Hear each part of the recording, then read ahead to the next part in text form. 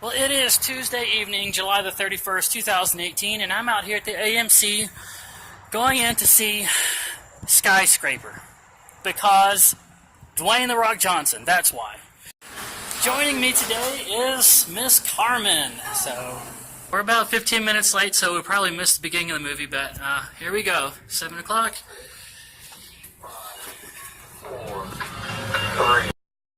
I was wrong, the previews are still going on. Well, not at Waffle House. I am back in the camper now. After the movie was over, Carmen was too tired to really go out and do anything else and do the movie review. So it's just going to be me and Nestor. Don't bite me. So me and Nestor for the ending of this video. All right.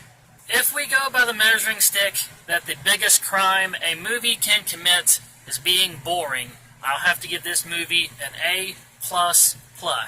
It was not boring in the least. The action was solid. It was like it would not stop. It was one after another. It started you early. It kept it moving. It kept it going. I loved that part of it. And if there was any product placement in this movie, it was duct tape. If duct tape didn't sponsor this movie, it should have. Oh my goodness. At one point, the main character, Dwayne's character, was patching himself up where he'd had this piece of shrapnel stuck into his chest here. He pulls it out and disinfects it with alcohol, drinks the rest of the bottle, swabs it up with a big piece of gauze, and starts wrapping it up with duct tape, and actually says to himself, if you can't fix it with duct tape, you need to just use more duct tape. I mean, at one point he was outside the building, climbing on the building with duct tape on his hands. Big wads of duct tape wrapped around his hands, like a fly, just shimmying his way around the sides of the skyscraper. It was so unrealistic, but yet so entertaining. And Dwayne, The Rock Johnson, was his own charismatic, charming self. He's just fun to watch. It doesn't seem to matter what kind of role he's in or what kind of lines they give him. He's able to deliver it in a way that makes you want to keep watching. Moving into spoiler territory now, if I haven't already spoiled a few things. At the beginning of the movie, he survives an explosion that happened like 5 feet away. And all he comes through with is he lost a leg from the knee down. And he gets a carbon fiber leg that he can walk around with fine with a slight limp. But that leg becomes a character of its own. It's like his MacGyver tool. He ends up using it for so many different things. At one point, there's some titanium doors that are closing fast, and he has to pull this leg up. He was he had lost his leg climbing on the outside of the building. He had to pull it into the window real fast and then take it and slam it in the opening doors, go through the gap, and then pull it out and reattach it to his leg.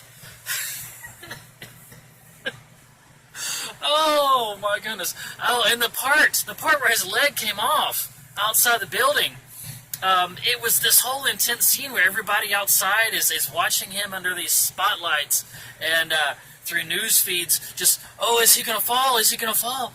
And he's hanging by his leg, his fake leg, and it starts to come loose. It's coming loose. It's coming loose. And he actually doubles over and flips in the air as his leg disattaches itself and catches it. Catches his own leg. And uses it to get back to the rope and back into the building. I got to laughing so hard at that. I mean, it was so physics-defying to have somebody flip while their leg is being disattached and actually gain height, grab their own severed leg. I've got the hiccups now. I laughed so hard at that one of the ushers of the movie theater actually came over and told me to quiet down. Yeah, I was told to quiet down in the middle of a really funny action movie because I was laughing too hard. Okay. The premise of the movie is that there is a Japanese businessman, a billionaire, that wants to make a self-sufficient skyscraper that actually runs and gets its own power from wind turbines throughout the center of the skyscraper, which is a really cool idea, and it really looks convincing the way that they show it in the movie. And the bottom half of the skyscraper is all industry. That's like your tourist attractions and stuff like that. And then the upper half is your living quarters. And pretty much they described it as a city in a side of a skyscraper, a self-sufficient city and almost its own ecosystem inside of a skyscraper. And the way that they showed that was fantastic. It was spectacular to see. Now, you know that it's all CGI, but it's really, really convincing CGI. And I loved that. And then when the bad guys come in, the evil guys come in, they're trying to do their heist, and they're setting buildings, floors on fire, and sabotaging the fire suppression system.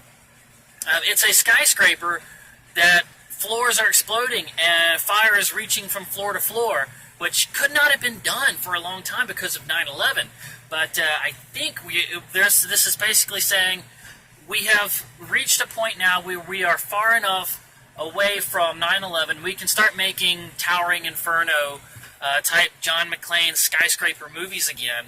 And I kind of think that's a good thing, honestly, that we've been able to move past it to that point. I don't think we should move past 9/11 entirely to where we forget our patriotism and the things that we're trying to prevent and stuff like that.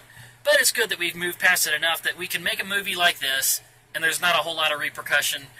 I remember when they made Cloverfield just a few years after 9/11, there was so much repercussion, and that was a monster that was breaking up New York City in a found footage style, and people were saying, oh, it's too soon, too soon. Anyway, that was my thoughts on that. Now, my biggest criticism is going to be at the top of this skyscraper, there was a big sphere. It was almost like a hand with 3 fingers holding a ball, a big sphere.